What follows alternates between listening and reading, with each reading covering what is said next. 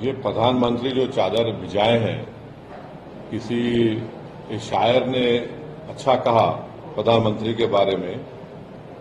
क्या कहा? इसने हमारे जख्म का कुछ यूं किया इलाज, इसने हमारे जख्म का कुछ यूं किया इलाज, मरहम भी गर लगाया तो कांटों की नोक से।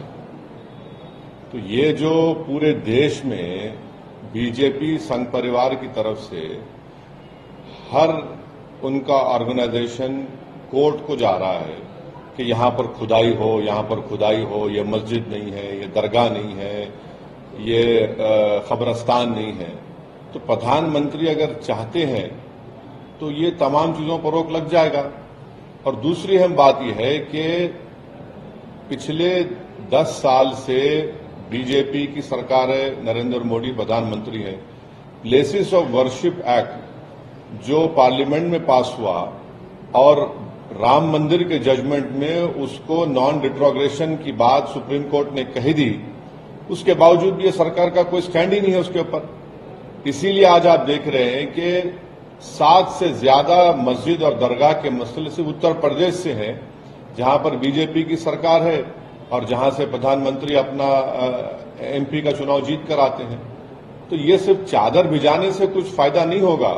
चादर तो हर कोई भिजाता रहेगा, मगर उस चादर को भिजाने के पीछे जो पैगाम एक सरकार देती है वो ये देती है कि हम सिर्फ चादर नहीं भिजा रहे हैं, हम उस समुदाय को, उस देश की जनता को जो इन तमाम चीजों पर आस्था रखती है, दरगाह मस्जिद में, उसको हम दरगाह और मस्जिद मानते हैं। आप चादर तो भिजा रहे हैं, मगर आप ही के चाहने वाले कोर्ट को जा रहे हैं कि ख्वाजा अजमेरी की दरगाह दरगाह नहीं है, मसाजिद मसाजिद नहीं है।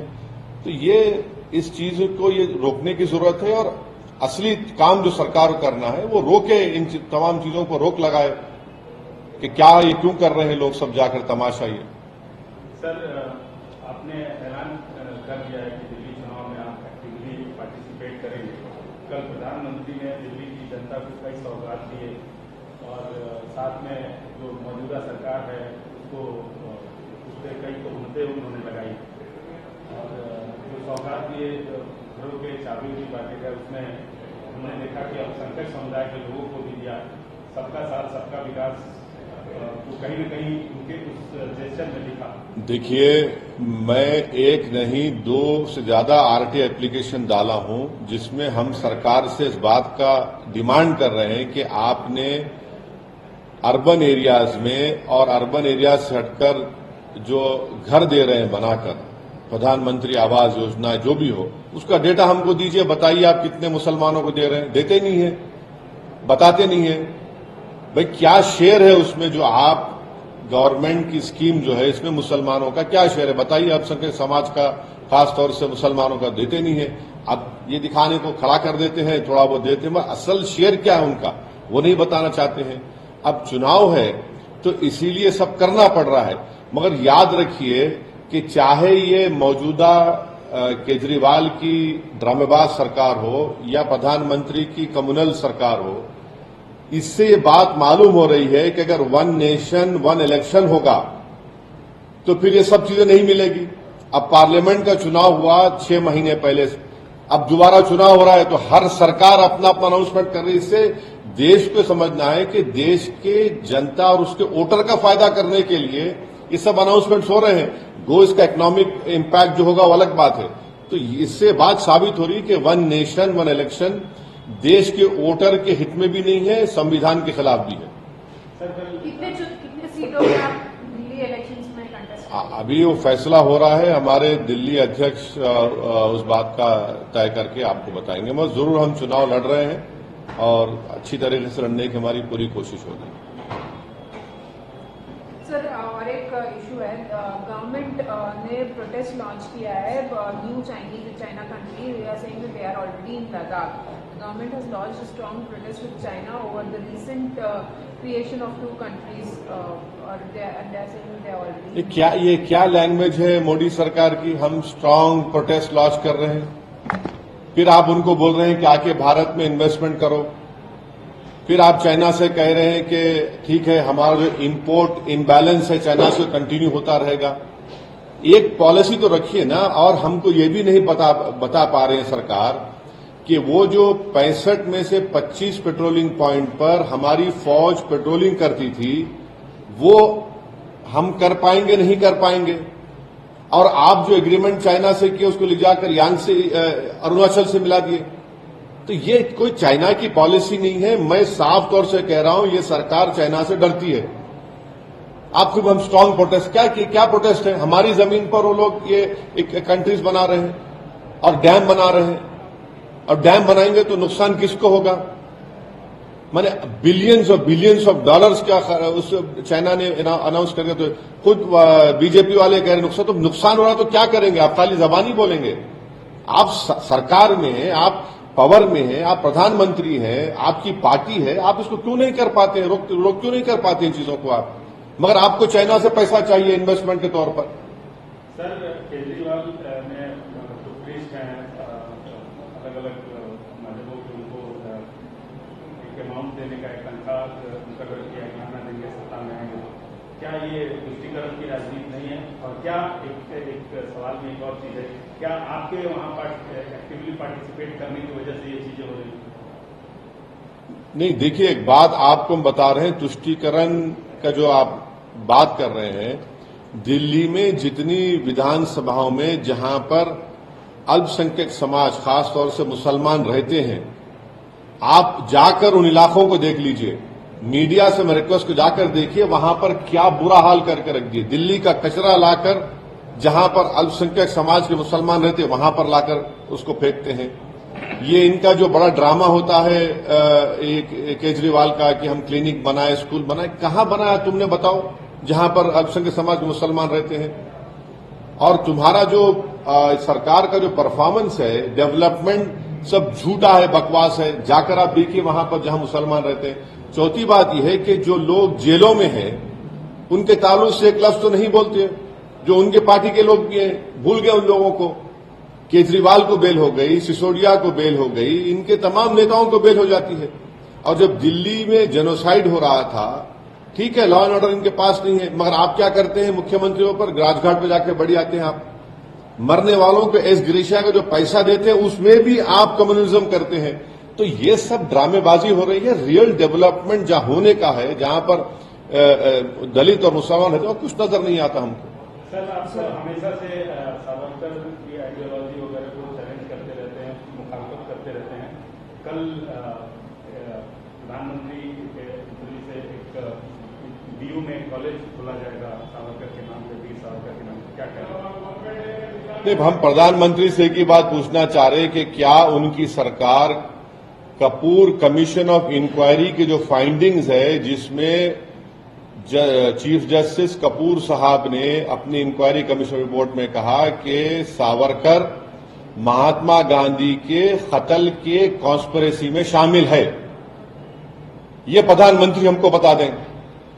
क्या वो इनकी सरकार उस Kapoor commission of inquiry report को मानती है, नहीं मानती है? और अगर महात्मा गांधी से आपको मोहब्बत है, जो हर गांधी जयंती के दिन प्रधानमंत्री और बीजेपी, आरएसएस गांधी के फोटो के सामने फूल माला चढ़ाते हैं, राजघाट को जाते हैं, तो फिर ये गांधी से कैसी मोहब्बत कि कपूर कमीशन ऑफ इंक्वायरी कहता है कि ये कॉन्स्पिरेसी में शामिल थे? वो बता दे प्रधानमंत्री। भाई, आपको मुगल नाम से नफरत है, ठीक है, हम समझ सकते हैं, आपको एलर्जी है उससे, मगर ये तो बता दीजिए कि गांधी से मोहब्बत है और गांधी के कॉन्स्पिरेसी में जिसका रोल रहा, आप उनसे ही मोहब्बत करते हैं। ये कैसी मोहब्बत है? ये तो डबल टाइमिंग कर रहे हैं मोहब्बत में आप। सर, आपको लग रहा है कि दिल्ली के चुनाव में वो हिंदुत्व की होड़ हो गई है आम आदमी पार्टी और बीजेपी में? दोनों हिंदुत्व पे हैं, दोनों में फर्क क्या है? कोई फर्क नहीं दोनों में, दोनों आइडियोलॉजिकली एक ही हैं। दोनों की पैदाइश, इनको पैदा करने वाली अम्मा का नाम है आरएसएस। एक को जनसंघ को पैदा किया उन्होंने, बाद में फिर वो 1980 में बीजेपी बनी। एक को उन्होंने 2012-13 में एक बड़ा इंस्टीट्यूट है, वहां पर लैब ग्रोन है ये हिंदुत्व, वहां पर पैदा किया इसको। सर, जो संभल वाले वायलेंस के मामले में उत्तर प्रदेश पुलिस ने खुलासा किया है कि जो गैंगस्टर इसमें इन्वॉल्व हो रहे हैं उनको डायरेक्शन सीधी तरह से दुबई से मिल रहा है। इसके ऊपर इन्वेस्टिगेशन। अरे गोलियां चल के 5 लोगों की मौत हो गई है, बच्चे हैं, छोटे बच्चे, उसमें सीने के ऊपर उनको गोलियां लगी हैं, को पीठ पे लगी है, और आप क्या कह रहे हैं? पूरा ओपनली आप एक समुदाय के खिलाफ आप जा रहे हैं। क्या ये जेब देता है वहां की एडमिनिस्ट्रेशन को कि आप एक ही समुदाय के खिलाफ जाए? आप इंसाफ करिए। इंसाफ का मतलब तो ये नहीं है कि आप उनको दबाए, उनको डराए। 80 से ज्यादा बच्चों को तो आप पकड़ चुके हैं, और एएसआई प्रोटेक्टेड मॉन्यूमेंट है संभल की मस्जिद, और उसके 5 फीट पर आप आउटपोस्ट बना रहे हैं। जरा तो शर्म आनी चाहिए कि तुमको एएसआई का जो कानून है 100 मीटर्स का, उसको पास व लिहाज नहीं है। आप परमिशन लिए एएसआई से? बताइए। वक्फ बोर्ड का डॉक्यूमेंट है, सुन्नी वक्फ बोर्ड का डॉक्यूमेंट है, बोलते उसको फेक है। तो अगर फेक है तो सुन्नी वक्फ बोर्ड पे केस बुक करिए। चलिए, आप क्या कर रहे हैं लोग? एक तरफा जुल्म हो रहा है वहां पर संभल में पूरा। और संभल को नया वो जो 1980 और 90 में जो तमाशे हुए थे, उस तरह का माहौल पैदा करने की कोशिश की जा रही संभल में। सर, दिल्ली के चुनाव के मद्देनजर आप पे भी आरोप लग रहा है कि आप चुन के दंगों के आरोपों को टिकट दे रहे हैं। एक बात सुनिए, इंदिरा गांधी के कत्ल के बाद जो सिखों पर जेनोसाइड हुआ और जितने एक्यूज थे उनको किस पार्टी ने टिकट दिया? किसने उनको मेंबर ऑफ पार्लियामेंट बनाया? और फिर दूसरा यह है कि मौजूदा जो रूलिंग पार्टी है, मुख्यमंत्री पर खुद केस है, उनके बड़े बड़े नेताओं पे केस है। अब बीजेपी की बात ले लीजिए, कितने बीजेपी के सांसद हैं जो पार्लियामेंट में हैं, उन पर केस नहीं है, सब दूध के धुले हुए हैं। किसने यूएपीए जिस पे लगा था उसको एमपी बनाया? मैं फिर से कह रहा हूं कि कभी अपने गिरेबान में झांक कर देख लीजिए। एक उंगली अगर हमारी तरफ आप उठा रहे हैं तो 4 उंगलियां, और ये फैक्ट्स आपको आईना दिखाएंगे। मतलब आप उनको टिकट दे रहे हैं? मैं टिकट देना नहीं देना मेरे पार्टी का काम है, और टिकट उन्हीं को दे सकते जो लीगली इलेक्शन लड़ सकते हैं। तो जो लीगल इलेक्शन लड़ सकते हैं, इलेक्शन लड़ेंगे। सर, एक और सवाल है। ये एक मौलाना शाहबुद्दीन ने लेटर लिखा है योगी आदित्यनाथ को। He says that Muslims will convert in Mahakumbh. You have made a law and how will you stop it? Why does Maulana have objection to घर वापसी? कौन है नहीं मालूम भाई, ये कौन है मेरे को नहीं मालूम, मैं जानता ही नहीं उनको। वो क्या चाह रहे? वो कन्वर्शन करना चाह रहे अपना। Muslims will convert in Mahakumbh. नहीं, मौलाना अपने आप को कन्वर्ट करना चाह रहे तो मैं रोक नहीं सकता हूं। मैं रोक नहीं सकता हूं ना। Right to choice fundamental right है। अब मौलाना कूदना चाह रहे तो वो कूद सकते हैं, हमको क्या करना है उससे?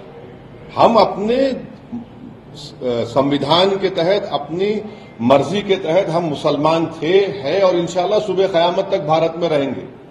ये हवा के झोंके आते रहेंगे थोड़ा थोड़ा, ये सब उससे फर्क होने वाला नहीं। मगर अब मौलाना के ये कौन है मैं जानता भी नहीं है महाशय को। इनको महाशय बोलना भी है नहीं है मालूम, और कौन है नहीं मालूम। ये वो जाने, वो नहीं मालूम कौन है, मैं जानता नहीं उनको। महाकुंभ अभी शुरू होने वाला नहीं है। तो क्या उसका बोलने का मतलब क्या है? क्या करना चाह रहे हो? उन्होंने लेटर लिखा है योगी आदित्यनाथ को सेइंग कि Muslims will convert in the Mahakumbh.